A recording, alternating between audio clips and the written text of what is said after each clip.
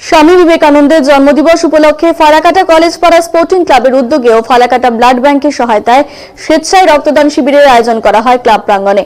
জানা গেছে, এদিনে রক্তদান শিবিরে 50 ইউনিট রক্তদান করা হয়। ফালাকাটা ব্লাড ব্যাংকের রক্তের সংকট মিশন মেটাতে, মুমূর্ষু রোগীদের জীবন বাঁচাতে এই উদ্যোগ বলে জানিয়েছেন ক্লাবের কার্যকরী সদস্য মৃন্ময় সরকার।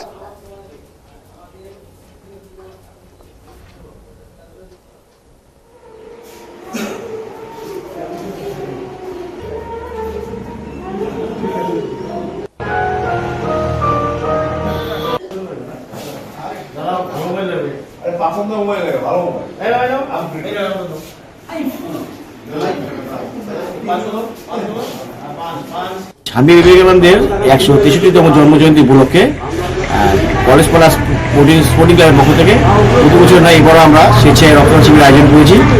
এখনো পর্যন্ত 46 জন রক্তদাতা রক্তদান করেছেন। আমাদের শিবির চলছে, আমরা আশা করছি আমাদের এই ফিগার 50 পেরিয়ে যাবে।